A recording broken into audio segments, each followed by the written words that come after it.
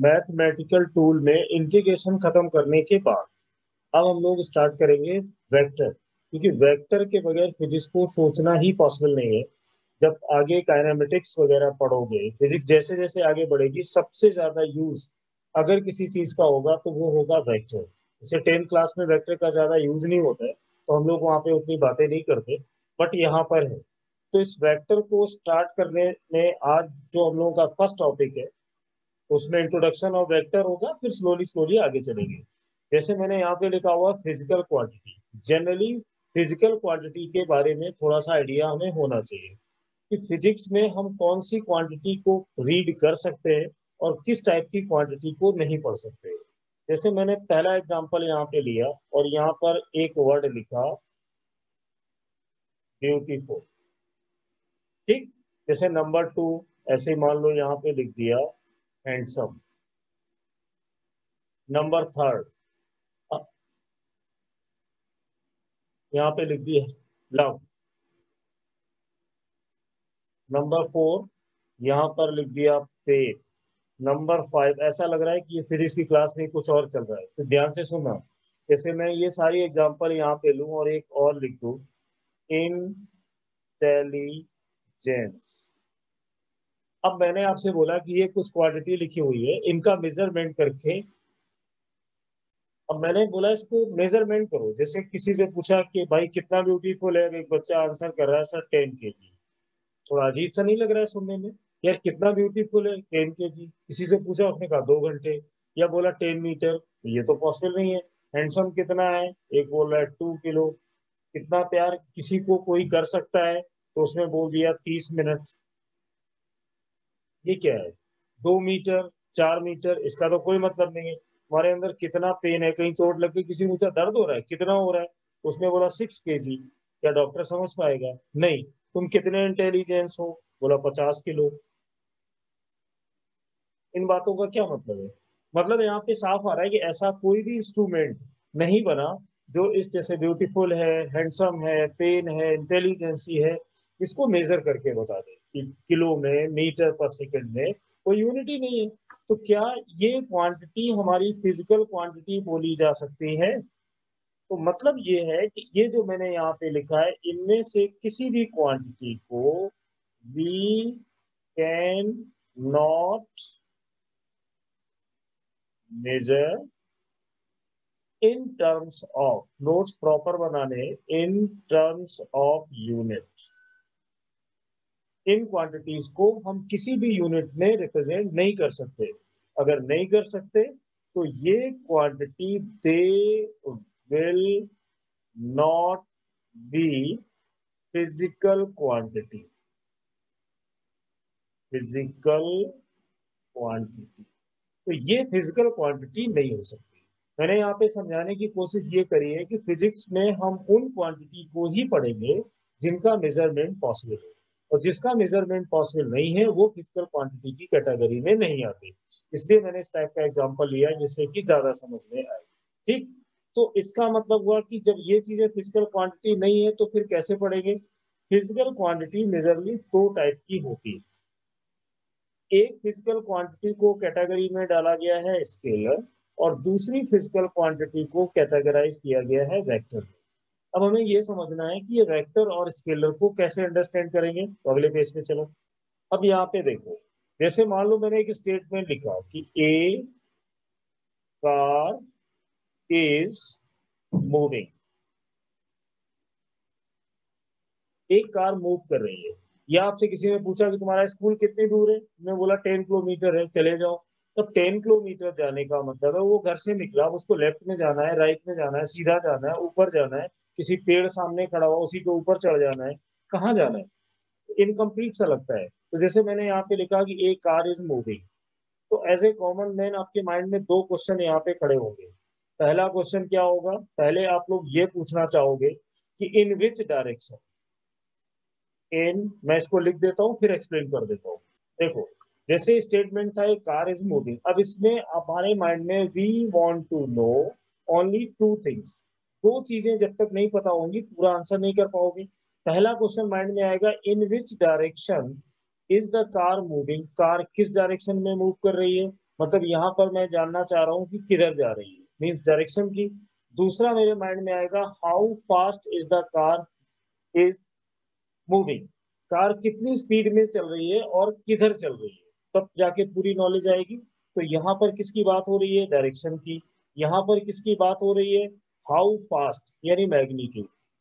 तो यहाँ पे जब दोनों चीजें आपको बताई जाएंगी तब आपके आंसर में सेटिस्फेक्शन होगा। तो ऐसी क्वांटिटी जिसमें डायरेक्शन भी आती हो और मैग्नीट्यूड भी आती हो, उस क्वांटिटी को हम लोग बोलते हैं वेक्टर क्वांटिटी।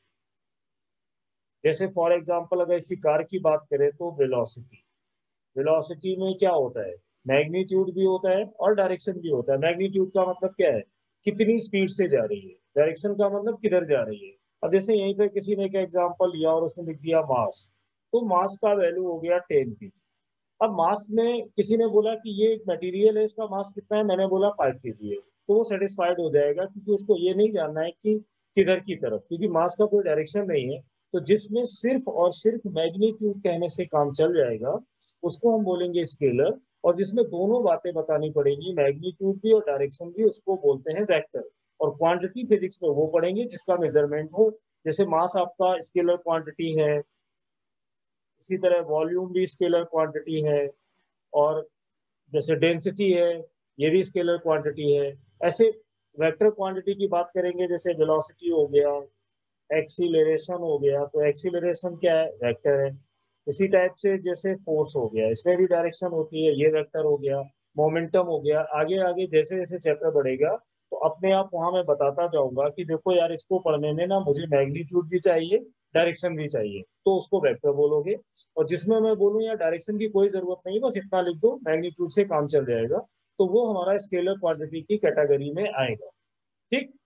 अब इसमें एक चीज और, जैसे एक दिमाग में आता है यार, ये जो वेक्टर है एक्चुअली ये वर्ड कहाँ से आया। तो जब हम लोग पढ़ते हैं जो ग्रीक वर्ड, अक्सर देखा होगा ग्रीक लैंग्वेज, ग्रीक वर्ड लिखा रहता है, तो ग्रीक वर्ड में, ग्रीक लैंग्वेज से ये टर्म लिया गया वेक्टर।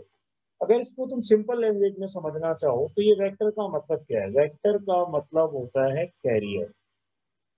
कैरियर का मीनिंग क्या है, जो जैसे नहीं बोलते ये उसका कैरियर है, ये उसका कैरियर है, जैसे कोरोना भी एक पैंडेमिक का कैरियर वायरस बना हुआ है। तो यहाँ पे कैरियर का मतलब जो होगा, इससे अगर हम लोग मीनिंग निकालेंगे तो ये क्या इंडिकेट करेगा, ये डायरेक्शन को इंडिकेट करेगा।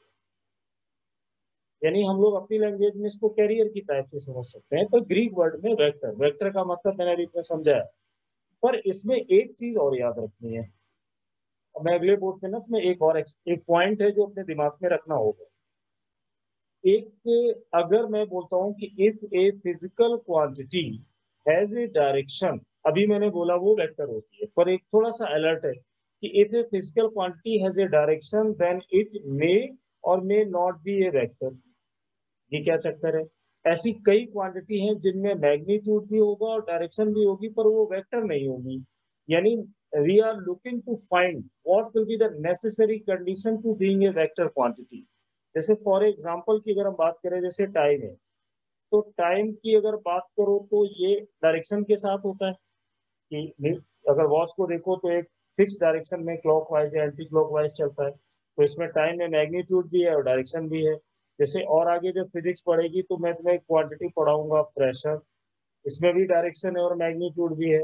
और आगे जाओगे, कुछ चैप्टर आगे बढ़ोगे तो वहां पर एक आएगा सरफेस टेंशन, केमिस्ट्री में भी सुना होगा, सरफेस टेंशन लिक्विड का प्रॉपर्टी है।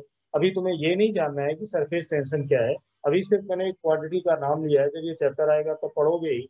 ऐसी एक क्वांटिटी और आगे पढ़ोगे, इलेक्ट्रिक करंट, ये करंट और एक्सेट्रा। यानी करंट में जब भी देखोगे तो करंट वायर में हमेशा दिखाई देगी लेफ्ट से राइट जा रही है, और उसका यूनिट भी होगा 4 एम्पियर, 3 एम्पियर, 5 एम्पियर। इनमें डायरेक्शन भी है और मैग्नीट्यूड भी है, पर ये सारी क्वांटिटी वेक्टर नहीं है। तो फिर इसका चक्कर क्या है, अभी थोड़ी देर बाद आगे पढ़ोगे, एक मैं पढ़ाऊंगा vector law of addition. Vector law of addition का मतलब क्या है, इसमें एक टॉपिक आएगा जिसका नाम होगा law of triangle. Law of triangle और पैरेललोग्राम मेथड, यानी उनको ये फॉलो नहीं करती। मैं एक एग्जांपल के थ्रू तुम्हें समझाऊंगा कि वेक्टर होने के लिए केवल मैग्नीट्यूड और डायरेक्शन ही नेसेसरी कंडीशन नहीं होगी। Means if a physical quantity is a vector quantity then it will must be follow the vector algebra in shortcut। अभी वेक्टर अलजेब्रा क्या है तुम्हारे माइंड में क्वेश्चन आ गया होगा, ये लॉ ऑफ ट्रायंगल क्या है, ये पैरेललोग्राम क्या है, अभी आगे वन बाय वन पढ़ोगे। तो कोई भी क्वांटिटी वेक्टर होने के लिए उसको वेक्टर अलजेब्रा को फॉलो करना बहुत कंपलसरी होगा। अगर वो क्वांटिटीज मैग्नीट्यूड और डायरेक्शन दोनों रखती है लेकिन वो वेक्टर अलजेब्रा को फॉलो नहीं करती तो हम उसको वेक्टर कैटेगरी में नहीं डाल सकते। तो वहां तक जाएंगे। अभी मैंने ओवरऑल बस इतना बताया कि वो क्वांटिटी जिनका मेजरमेंट पॉसिबल नहीं है यूनिट के टर्म में वो फिजिक्स में नहीं पढ़ी जाती, और जिनका मेजरमेंट पॉसिबल है उनको दो कैटेगरी में डिवाइड कर दिया जाता है। एक वो जो केवल मैग्नीट्यूड से डिफाइन हो जाती है जैसे मास, वो स्केलर है, और एक वो जिसमें मैग्नीट्यूड और दोनों डायरेक्शन भी होते हैं उनको वेक्टर कैटेगरी में डालते हैं। साथ में मैग्नीट्यूड और वेक्टर होना ही कंप्लीट कंडीशन नहीं है वेक्टर होने के लिए। वेक्टर होने के लिए जरूरी है कि मैग्नीट्यूड भी है, डायरेक्शन भी है, और साथ में उसमें वेक्टर अलजेब्रा को फॉलो करने की क्वालिटी भी होनी चाहिए।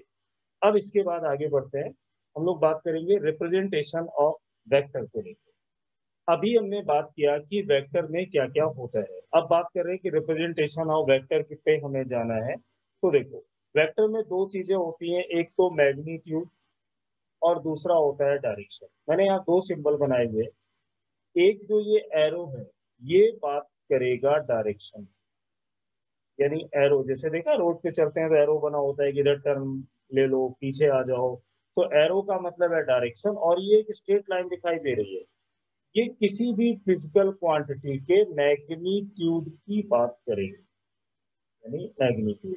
अगर मैं इन दोनों को ज्वाइन करा दूं तो एक एरो बन के रेडी होता है, जिसमें एरो का काम होगा डायरेक्शन को बताना और लेंथ ऑफ एरो का काम होगा फिजिकल क्वांटिटी के मैग्नीट्यूड को बताना। इस एरो को टेक्निकल लैंग्वेज में हम लोग बोलेंगे हेड, और जो पीछे वाला पोर्शन है इसको बोलेंगे टेल। ठीक। अब तो कहीं पर ये एरो है जो वेक्टर को रिप्रेजेंट करने के काम में आएगा।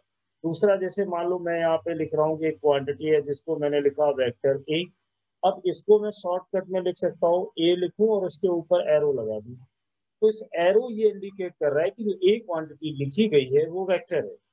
कहीं कहीं पे कुछ बुक ऐसी भी दिखाई देगी जो ये बोलेगी कि इसी ए को अगर बोल्ड लेटर में लिख दिया जाए, ये बोल्ड लेटर, तो भी ये वेक्टर पढ़ा जाएगा।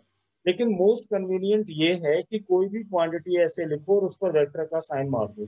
जैसे यहाँ पे मैंने वेक्टर ए लिखा या सी लिखा और ऐसे एरो लगा दिया, तो ये वेक्टर होगा। कहीं कहीं देखोगे स्मॉल लेटर लिखा होगा, एक ऐसे डैश टाइप का बना होगा, ये भी वेक्टर है।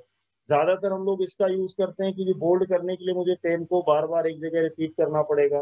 पता लगा एक बच्चा बोल्ड करके वेक्टर लिख रहा था और बार बार उसने वेक्टर बी लिखना था, अब वो बार बार इसको बोल्ड कर रहा है ऐसे, पता लगा उसके कॉपी का पेज ही फट गया। तो मोस्ट कन्वीनियंट ये है कि कहीं भी लिखना उस पर एरो लगा दो, वो वेक्टर पढ़ा जाएगा। तो अगर मैं बोलूं लिखो वेक्टर ए तो पूरा लिखने की जरूरत नहीं, बस ऐसे बोल देना वेक्टर ए। ये वेक्टर रिप्रेजेंटेशन का फर्स्ट पॉइंट है। अब इसको न्यूमेरिकली हमें यूज कैसे करना होगा, तो अगले पेज पे जैसे देखो, मान लो यहाँ पे मैंने पहले अपना क्वाड्रेंट सिस्टम बनाया, इस जगह लिख दिया एक्स और ये होता है माइनस एक्स, यहाँ पर होता है वाई और यहाँ पर होता है माइनस वाई। ये क्वाड्रेंट सिस्टम है। अब सपोज करो कि मैं एक वेक्टर बना रहा हूँ, तो वेक्टर को कैसे बनाते हैं, एक एरो लगाएंगे, यहाँ पर आपका टेल होगा, यहाँ पर हेड होगा। यहाँ पर मैंने एक एंगल ऐसे ही बना दिया 30 डिग्री, और ये मान लिया ये जो वेक्टर है इसका कोई यूनिट है 4 यूनिट ऐसे। अब इसको मैं पूरा कैसे पढ़ूं, इसको पढ़ने का तरीका होगा, इसको कैसे लिखेंगे, 4 यूनिट एंड 30 डिग्री, और पूरी बात बताओगे कहां से, फ्रॉम प्लस एक्स एक्सिस। ऐसे पढ़ा जाएगा कि vector A having 4 unit and 30 degree from positive X axis. ये 4 यूनिट क्या है, ये है मैग्नीट्यूड की बात कर रहा है। 30 डिग्री बट कहां से, पॉजिटिव एक्स एक्सिस से। ये किसकी बात कर रहा है, ये डायरेक्शन की बात कर रहा है। इसी टाइप से मान लो मैं यहाँ पर एक और ऐसे वेक्टर को यहाँ पे एरो बनाया और इसको लिखा वेक्टर p। अब मैं मान लेता हूं ऐसी रेंडमली कि वेक्टर v का जो यूनिट है वो 4 यूनिट है, यानी कोई भी मीटर सेंटीमीटर कुछ भी हो सकता है। अब एक एंगल बना दिया यहां से ऐसे और उसको लिख दिया 30 डिग्री। तो इस पूरी बात कैसे लिखी जाएगी इस वेक्टर की? पूरा लिखोगे वेक्टर 4 यूनिट। 4 यूनिट का मतलब मैग्नीट्यूड मैंने बता दिया, उसके बाद मैं लिखूंगा एंड क्या 30 डिग्री। अब ये एंगल ट्रिग्नोमेट्री के अकॉर्डिंग निगेटिव होगा, तो इसको मैं ऐसे भी लिख सकता हूँ 30 डिग्री, बट कहाँ से? From negative x axis. ये कोई रॉकेट साइंस नहीं है। यहाँ पर एक वेक्टर बनाया सी, मान लो ये वेक्टर सी यहाँ से एंगल बना रहा है 45 डिग्री। तो कैसे लिखोगे? और इसका मैग्नीट्यूड मान लेते हैं 10 यूनिट। तो 10 यूनिट किसकी बात हो रही है? लेंथ ऑफ एरो की। तो C is equal to 10 unit, but कहां से? From positive X axis. ऐसे तो ये वेक्टर लिखने और पढ़ने का तरीका हो गया कि कोई एरो बनाया, उसमें ये स्पेशल ध्यान रखना है कि एंगल फ्रॉम, जरूरी नहीं कि 30 हो, यहां से बना दोगे तो क्या मान लो ये लिख दिया 60 डिग्री, तो यही बोलोगे ना फ्रॉम पॉजिटिव आई एक्सिस। अगर मैं एंगल को यहाँ से 45 बना दूं तो इसमें यही तो लिखोगे फ्रॉम माइनस वाई एक्सिस। तो ये एक छोटी सी चीज है। एक तो मैं ये क्वाड्रेंट में वेक्टर ड्रॉ करेंगे तो क्वेश्चन में जरूर पढ़ेंगे कि जो वेक्टर मुझे दिया जा रहा है, जैसे किसी ने बोला कि एक पार्टिकल को हॉरिजॉन्टल से 10 मीटर पर सेकेंड से at an angle 30 degree project किया जाता है, तो क्वेश्चन तुम्हें पूरा लिख के क्या देगा कि a body is projected with 10 metre पर सेकेंड, ये इसका मैग्नीट्यूड है। फ्रॉम वेयर उसमें पढ़ोगे, वो बोलेगा from positive X axis at an angle 30 degree. तो यहाँ पर एक इसको अगर पूरा लिखना है तो कैसे लिखा जाएगा कि प्रोजेक्ट किया 10 मीटर पर second and 30 degree from positive X axis. अब जो फेंका गया ये एक वेलोसिटी है, तो वेक्टर क्वांटिटी हो गई। इसमें क्या स्पेशल था कि एंगल कहाँ से लिया गया वो मैंने ऐसे बताया। अब अगर मैं मुझे जरूरत पड़ जाए कि यहाँ से एंगल कितना है, तो मैं आराम से बता सकता हूँ 150 degree from negative x axis, ऐसे भी तो बोल सकता हूँ, कोई दिक्कत नहीं है। अगर बोलना चाहो तो यहाँ बोल सकते हो कि this particle is projected at an angle 150 from negative x axis, तो ऐसे भी बोला जा सकता है। एक तरीका ये है वेक्टर को रिप्रेजेंट करने का, वेक्टर को बनाने का। अब आते हैं अगली वाली चीज पर। एक और कंफ्यूजन रहता है, जैसे मैंने यहाँ पे एक एक चीज याद रखना है, इसमें बहुत सारे बच्चे कंफ्यूज रहते हैं। ये होता है ईस्ट, और इधर हम लोग बनाते हैं वेस्ट, यहाँ पर बनाते हैं नॉर्थ, और इस जगह बनाते हैं साउथ, ठीक। और ये है ईस्ट। अब सुनो, कई लोगों को ये कंफ्यूजन हो जाता है कि जो नॉर्थ वाली डायरेक्शन ऊपर बनी हुई है ये वाई डायरेक्शन में है। ऐसा नहीं है। ये जो जब भी तुम पढ़ने बैठोगे, जहां पे पढ़ रहे हो सकता है ईस्ट तुम्हारे सामने हो, तुम्हें पता हो सकता है कि वेस्ट पीछे हो, तुम्हें पता हो, लेकिन नहीं। जब हम कॉपी, एक साइन कन्वेक्शन हमें दिया गया है कि जब आप कॉपी पे पढ़ोगे तो अपनी कॉपी से राइट हैंड साइड में जो एक ओरिजिन मानोगे और राइट हैंड साइड में जो लाइन ड्रॉ करोगे उसको ईस्ट मानना है हमेशा। उसी कॉपी में ओरिजिन से जब हम लेफ्ट साइड में कोई लाइन ड्रॉ करेंगे तो हमेशा उसको मानेंगे वेस्ट। अब बात आई नॉर्थ और साउथ की, क्या ये ऊपर वाई डायरेक्शन में है? जी नहीं। ये बिल्कुल ऐसा है कि अगर तुम राइट में गए तो ईस्ट, लेफ्ट में गए तो वेस्ट। अगर अपने पेन को कॉपी के अंदर इंसर्ट करा दो, उसके अंदर घुसेड़ दो, तो नॉर्थ बनेगा, और कॉपी के बाहर निकालो तो साउथ। कहने का मतलब है अगर हम एक दीवार के सामने खड़े हैं तो दीवार पे राइट साइड में एक लाइन खींचो, वो ईस्ट बताएगी। लेफ्ट साइड में एक लाइन खींचो, वो वेस्ट बताएगी। और उसी दीवार के अंदर अगर इस पेन को अंदर ठोक दो, पूरी तरह से पेन अंदर चला जाए, तो वो नॉर्थ को रिप्रेजेंट कर रहा है। और अगर बाहर की तरफ निकाल के लाओगे तो वो साउथ को रिप्रेजेंट कर रहा है। तो ये डायरेक्शन वाई डायरेक्शन में नहीं होती। मैं ऐसे भी बता सकता हूँ कि ये माइनस जेड एक्सिस तुम मान सकते हो, और इसको प्लस जेड एक्सिस मान सकते हो, और इस वाली वैल्यू को एक्स एक्सिस मान सकते हो प्लस का, और इसको माइनस का एक्स एक्सिस मान सकते हो ऐसे। और वाई डायरेक्शन कहाँ होगा? ऊपर। तो ये जो लाइन है इसमें मैं बार बार समझा रहा हूँ कि ये नॉर्थ ऊपर नहीं है, बल्कि अगर मैं ऐसे खड़ा हूँ तो मेरे ठीक सामने नॉर्थ होगा और मेरे फेस के सामने साउथ होगा, राइट में ईस्ट और लेफ्ट में वेस्ट। एक तो ये हो गया डायरेक्शन के बेस पे। अब इसमें मान लो मैं एक एग्जांपल यहाँ पे लिख के बता रहा हूँ और मुझे समझना है। मैंने लिखा कि मेरे पास एक वेक्टर है ए, जिसका मैग्नीट्यूड है 4 यूनिट्स, और बुक में कोई क्वेश्चन आया, एससी बी वगैरह करोगे, अच्छी बुकें पढ़ोगे तो उसमें ये मिलेगा 4 यूनिट, और साथ में ऐसे लिखा हुआ है ड्यू 60 डिग्री, और यहाँ पर लिखते हैं कि नॉर्थ ऑफ ईस्ट। ऐसी लैंग्वेज लिखी हुई मिलेगी क्वेश्चन में कि एक car is moving with 10 metre पर second, due 30 degree, north of east. तो उसको कैसे समझोगे, इस बात का मतलब क्या है? तो ध्यान से सुनो। पहले यूनिट हो गया ये मैग्नीट्यूड, ड्यू लिखा है, 60 लिखा है, नॉर्थ ऑफ ईस्ट लिखा है। इसका मीनिंग क्या है कि एक वेक्टर बनाइए जो ड्यू नॉर्थ यानी नॉर्थ की तरफ हो, अलोंग नॉर्थ नहीं, एग्जैक्टली नॉर्थ के अलोंग नहीं, ये बना दिया। अब इसमें ये देखो कि ऑफ के बाद क्या लिखा हुआ है, यहाँ ऑफ लिखा है और ईस्ट लिखा है। इसका मतलब है कि एंगल मुझे ईस्ट से लेना है, ऑफ ईस्ट। एंगल मेजरमेंट कहाँ से शुरू करोगे? ईस्ट से।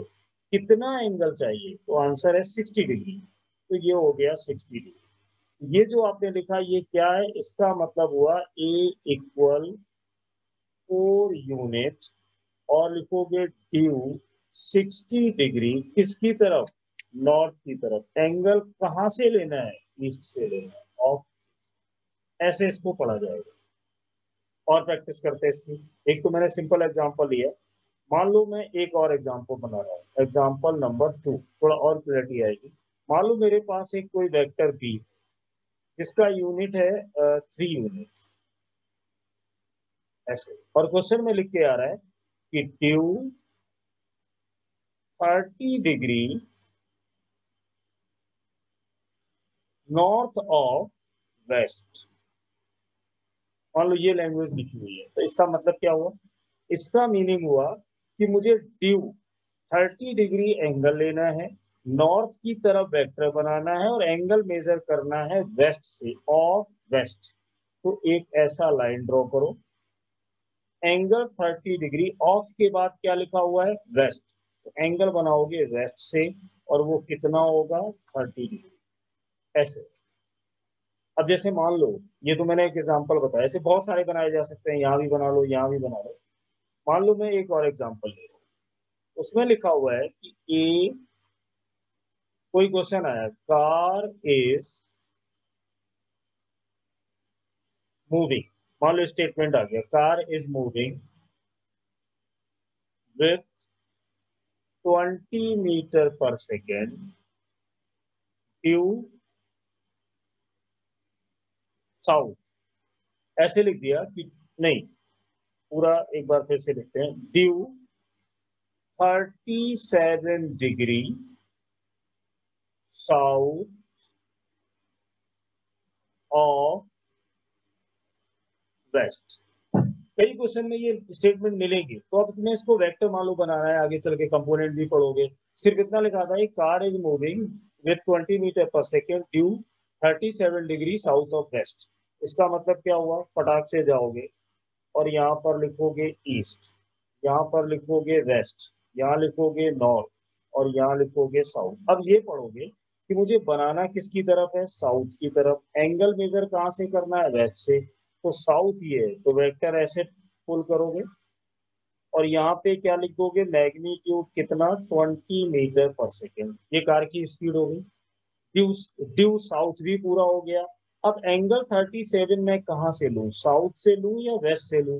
तो क्वेश्चन में आगे देखना लिखा हुआ है ऑफ वेस्ट, तो यहाँ से ऐसे वेस्ट से आओगे और ये एंगल लिख दोगे 37। ये इसका रिप्रेजेंटेशन हो गया। मान लो यही क्वेश्चन में साउथ और वेस्ट की जगह लिखा होता, ऐसे लिखते कि ड्यू 30 डिग्री, और यहाँ पर लिखा होता वेस्ट ऑफ नॉर्थ। मतलब एक car is moving with speed 20 metre पर second due 30 degree west of north. तो क्या करते? सबसे पहले देखते किसकी तरफ? वेस्ट की तरफ। ये वेस्ट है, तो यहाँ से एक ऐसे वेक्टर बनाते हैं और इसका मैग्नीट्यूड लिख देते हैं 20 मीटर पर सेकेंड। अब मुझे एंगल बनाने में सोचना होगा कि मैं नॉर्थ से बनाऊं या मैं वेस्ट से बनाऊं। इसमें लिखा हुआ है ऑफ नॉर्थ, एंगल बनाना होगा नॉर्थ से चलोगे ऐसे, क्योंकि ऑफ नॉर्थ है कितना 30 डिग्री। एक है वेक्टर का रिप्रेजेंटेशन ऐसे, वेक्टर को एरो बना के लिखते हैं। एक्स वाई में कैसे बनाते हैं मैंने वो बताया। फिर ईस्ट वेस्ट नॉर्थ को हम कॉपी पे कैसे पढ़ते हैं और इन बातों का क्या मतलब होता है कि एक car is moving due this of. Of और ड्यू का क्या मतलब है? ड्यू का मतलब ये है कि किसकी तरफ वेक्टर जाएगा। दूसरा ये है कि वेक्टर का एंगल बनना कहाँ से शुरू होगा, तो वो ऑफ के बाद लिखा होता है। अब इसमें देखो वेक्टर में एक अच्छी चीज आ गई। अब एक और इम्पोर्टेंट पॉइंट है वेक्टर में आगे जाने से पहले, एंगल बिटवीन टू वेक्टर्स। ये बच्चों को अक्सर कंफ्यूजन हो जाता है कि हम एंगल दो वेक्टर के बीच में कैसे निकालेंगे। तो बस एक लाइन याद रखो, यहाँ पर तुम्हें लेना है एंगल बिटवीन टू वेक्टर्स लिखा है ना, तो उसको अपने माइंड में सोच लो, वेक्टर का मतलब हुआ डायरेक्शन। तो मेरे दिमाग में एक चीज आ गई कि एंगल बिटवीन टू डायरेक्शंस का मतलब एंगल बिटवीन टू वेक्टर होना चाहिए। तो इसके लिए क्या करा, एक एग्जांपल बनाया ऐसे कि जैसे मेरे पास एक कोई वेक्टर ए है और दूसरा वेक्टर है ये। मुझे इन दोनों वेक्टर के बीच में ना एंगल बताना है। तो एंगल बताने के लिए अपने दिमाग में सेट करो कि वेक्टर ए का डायरेक्शन किधर जा रहा है, इधर जा रहा है। एरो ही डायरेक्शन को बताएगा, इधर जा रहा है। तो इन दोनों के बीच में देखो ये एक एंगल बना थीटा। ये जो एंगल थीटा है ये इन दोनों वेक्टर के बीच का एंगल है। मान लो थोड़ा सा और क्लियर करते हैं, ये वेक्टर ए बना था इधर और इसमें जो वेक्टर बी है मान लो मैंने ये ऐसे बनाया और एरो को इधर कर दिया, लो थोड़ा सा बदल गया। अब मुझे इन दोनों के बीच में फिर एंगल बताना है। तो कॉन्सेप्ट ये कहता है कि एंगल बिटवीन टू डायरेक्शंस ले लो। तो एक का एरो इधर, ये देखिए डायरेक्शन इधर जा रही है। बी को अगर मैं इमेजिन करके थोड़ा सा आगे बढ़ाऊं डायरेक्शन के बेस पे, सिर्फ मैंने एरो को खिसकाया, तो इस ये एरो और ये एरो दोनों के बीच का ये वाला जो एंगल थीटा आएगा, इसी को बोलोगे एंगल बिटवीन टू वेक्टर। इस एंगल को एंगल बिटवीन टू वेक्टर नहीं लोगे। इसी टाइप से मान लो मैं इस डायग्राम को थोड़ा और चेंज करूं, ये एरो वेक्टर ए का मैंने इधर कर दिया और बी के वेक्टर को एज इट इज रखा। अब मुझे फिर बताना है।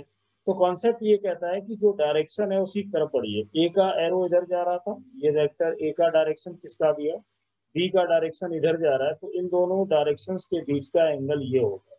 तो इस थीटा को हम बोलेंगे एंगल बिटवीन टू वेक्टर। जैसे मान लो ऐसा भी हो सकता था कि वेक्टर ए इधर होता और वेक्टर बी भी ऐसे बना होता। अब मुझे फिर निकालना है इन दोनों वेक्टर के बीच का एंगल। तो क्या करोगे, इस एरो को आगे बढ़ाओगे, ये एरो इधर गया, वेक्टर बी के एरो को अगर मैं थोड़ा सा आगे बढ़ाऊं तो इधर जाएगा, ये बी की डायरेक्शन को शो कर रहा है, ये ए की डायरेक्शन को शो कर रहा है। एंगल दोनों के डायरेक्शन के बीच में लेना है, तो ये वाला जो थीटा होगा ये एंगल बिटवीन टू वेक्टर होगा। जैसे मान लो एक और एग्जांपल बना देते, थोड़ा और इससे क्लियरिटी आएगी। मान लो कि अपने पास एक वेक्टर ए ये बना हुआ है, ठीक, और एक दूसरा वेक्टर बी है वो यहाँ पर ऐसे है। मुझे इन दोनों के बीच का एंगल रिप्रेजेंट करना है। तो सिंपल रूल है कि जो डायरेक्शन है उसको आगे बढ़ा दो। ये वेक्टर ए का डायरेक्शन बी का बने हुआ है, तो इन दोनों के बीच का जो ये एंगल होगा इसको बोलोगे एंगल बिटवीन टू वेक्टर। ये एग्जांपल 5 मान सकते हो। ऐसे ही मान लो एक और बना दो। अगर ये वेक्टर इधर की तरफ दिया होता ए और दूसरा वेक्टर यहाँ पर ऐसे बना होता बी, अब मुझे इन दोनों के बीच का एंगल बताना है। सिंपल, वेक्टर ए की डायरेक्शन को आगे बढ़ा दो, ये बढ़ गया। वेक्टर बी की डायरेक्शन को आगे बढ़ा दो, ये बढ़ गया। अब दोनों वेक्टर की डायरेक्शन के बीच में जो एंगल आया वो एंगल बिटवीन टू वेक्टर हो गया। तो यहाँ पर हम लोगों ने जो पढ़ा कि फिजिकल क्वांटिटी क्या होती है, कितने टाइप की होती है, वेक्टर क्या होता है, वेक्टर डायरेक्शन होने पे भी नहीं हो सकता है, उसको रिप्रेजेंट कैसे करते हैं, क्वाड्रेंट में कैसे करते हैं, ईस्ट वेस्ट नॉर्थ साउथ में कैसे करते हैं, और दो वेक्टर के बीच का एंगल कैसे निकालते हैं। इसके बाद अगला वाला जो पार्ट होगा उसमें बताएंगे कि एक वेक्टर को स्केलर से मल्टीप्लाई करते हैं तो क्या होता है। उसके बाद नंबर आएगा type of vector, equal vector, negative vector, parallel vector क्या होते हैं। फिर हम लोगों का आएगा कि यूनिट वेक्टर क्या होता है, यूनिट वेक्टर के बाद फिर आएगा एडिशन ऑफ वेक्टर। ऐसे ये सीरियल वाइज मैं अपलोड करता जाऊंगा, बस प्रॉपर नोट्स बनाने हैं और क्वेश्चंस को सॉल्व करना है।